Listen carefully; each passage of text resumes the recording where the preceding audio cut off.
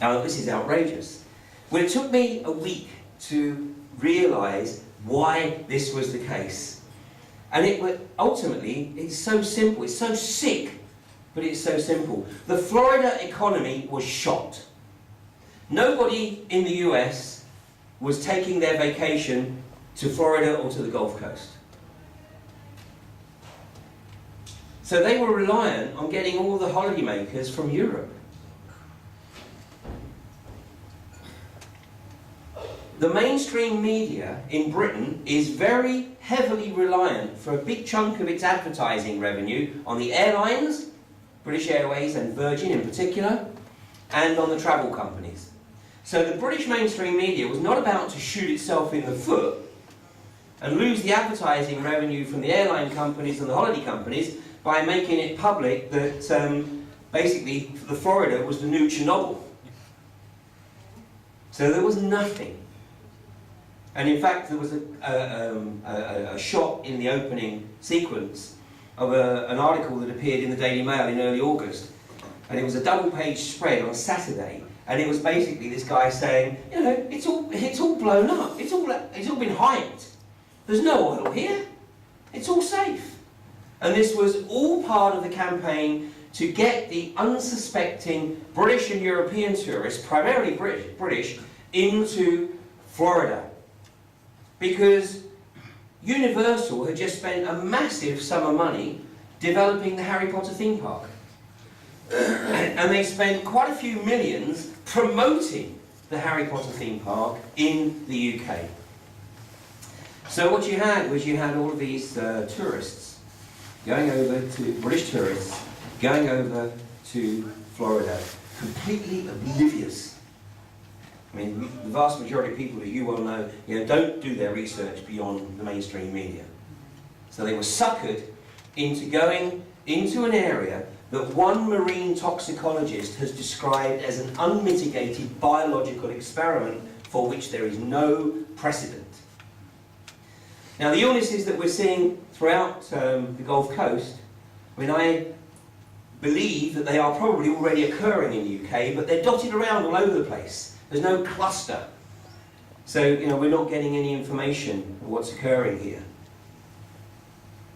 But there's something that is far worse than perhaps potentially just the oil corrects it myth, which in of itself is pretty bad and potentially fatal.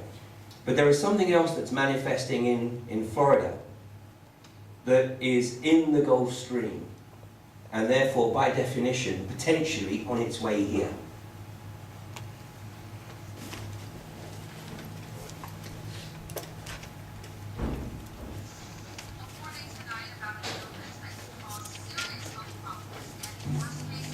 Even death. We're on call tonight with a rare bacteria that claimed the life of a 12-year-old Kenner boy. I'm empty. I just don't know what to do. It was supposed to be a fun family trip to the coast to check out a car show, but it ended with the death of Wendy Harvard's only son. 12-year-old John Lopez, lovingly called John John by friends and family, unknowingly contracted a deadly bacteria after walking in the water. They were just there for a car show. Within 24 hours, he got ill. And they said with this parasite, that is what happens. John walked on the beach. Only his feet touched the water, but a short time later, he became sick. Doctors say he was infected by a bacteria called Vibrio vulnificus, which is rare. But for people like John who have existing medical problems, the condition can be deadly. When you have a pre-existing illness such as HIV or chronic illness or especially liver problems, then you're predisposed to get a really bad infection with this that could be fatal.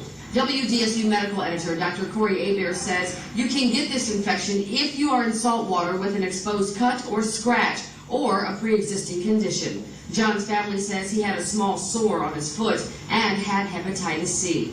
Doctors said if he'd survived, he would have lost his arms and legs. But on Saturday, little John John passed away. It's just so hard. He's my only son. I have 2 daughters. And I can't bear to be without him.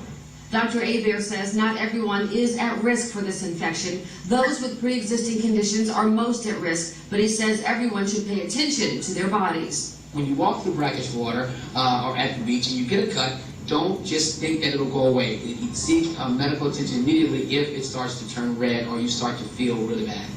The Vibrio vulnificus bacteria can lead to heart failure, loss of limbs, or in John's case, death. We need to know where it's coming from so other people can be protected. Okay, so we're joined now by Dr. Corey Aber here with us in the studios. And Dr. Aber, I think the thing to stress here is that not everybody can get this if you're just walking down the beach, right? Absolutely, but the thing that's the crazy part about this is that we in the Gulf South, we're drinkers. So when you drink a lot of alcohol, then it causes liver problems. But if people don't go to the doctor, they never know they have liver problems, and then they're walking through the water. So the key to this is that you've always got to be sure that you go to the doctor every year and check your liver. But if you have chronic illness, something like HIV, chronic diabetes, anything like that, then you have got to make sure that if you get a cut, if you get any type of a skin lesion on your body after walking in brackish water, you've got to be seen immediately. This thing can progress 6 hours to 20 hours. You can die in 70 hours. And that's the thing. This thing moves really fast. Very, very quickly. And if you don't die, then you still can have all of your limbs will have to be amputated because the toxin causes a serious reaction where you don't get enough blood to the limbs, so it's bad. And in this sad case of John, of course, resulted in death. Absolutely. Okay, Dr. Aber. For the second time this month, we're learning about a death possibly linked to a flesh-eating bacteria. 11 News reporter Courtney Zabowski spoke with a close friend of a Houston club owner who died several weeks ago. This is how friends try and remember Nathan Zubik, a man with a smile on his face. Not a man who they last saw lying helpless in a hospital bed. By the time I got to see him, they had amputated both of his legs. Paul Hollinsworth was a close friend of Zubik's. According to this death certificate, the 49-year-old died in early August. The cause? Sepsis and Vibrio vulnificus. I mean, I'd never heard of it before. Vibrio is a flesh-eating bacteria. It can get into your system if you eat shellfish or if seawater gets in a wound. It can affect people with compromised immune systems. Zubik had liver problems. Just a few days before his death, he went wade fishing in Galveston. He cut his leg and he cut his foot in the salt water, and he started complaining almost immediately. The Houston club owner died just a few days later. Hollinsworth wanted to come forward after he heard about the death of Ginger Lane, a woman from Port Bolivar. Health officials can't confirm it was Vibrio, but earlier this month, as we reported, she died from an infection shortly after cleaning seafood. The public awareness ought to be heightened. You have to put it in perspective. Dr. Daniel Musher is the head of infectious diseases at the VA hospital in Houston. The reason people haven't heard of Vibrio or Vibrio vulnificus is, thank goodness, it only very rarely causes infections. It almost never, ever causes an infection in someone who's in relatively good health. Musher says he hears of a handful of cases each year, and while he calls it the most aggressive infection he's seen in his career, you can't live your life in fear of the flesh-eating bacteria. Courtney Zabowski, 11 News. Fear and uncertainty tonight in parts of Galveston County. A woman is dead, and officials say she was infected with a flesh-eating bacteria. Many types of bacteria can cause this. In fact, some are very common. 11 News reporter Courtney Zabowski went to Port Bolivar tonight to learn about how Ginger Ling may have caught this. Here's what Courtney uncovered along with our news partners at the Galveston County Daily News. Ginger Ling lived to cook. Sadly, cooking is what ultimately may have led to her death. We missed her a lot. It was very fast.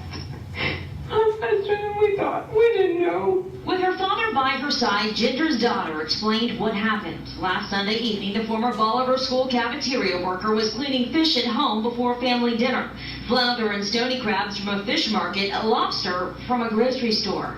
She's worked with fish her entire life, with all seafood. But this time, the mother of 4 and grandmother of 7, who suffers from arthritis, hit her arm on the kitchen faucet. It was more of a scratch up her arm here. Later that night, she complained of burning. By Monday morning, Ginger was in the emergency room. It had swollen up just several times its normal size. Her arm was black and purple from her knuckle to the top of her arm. She died Tuesday from a flesh-eating bacteria. While it hasn't been confirmed, her condition may have been caused by Vibrio. The Vibrio is a bacteria. It can get into your body when contaminated seawater gets into a wound or when someone eats contaminated seafood. food. It's especially dangerous for those with autoimmune disorders. Her skin was so thin anyway from the rheumatoid arthritis and all the steroids and stuff that she had that, you know, we could scratch ourselves and it'd be no big deal, but it would be bad for her. And it was, but her family knows Ginger Ling spent her last few days doing what she loved most, cooking for her family. In Bolivar, Courtney Zabowski, 11 News.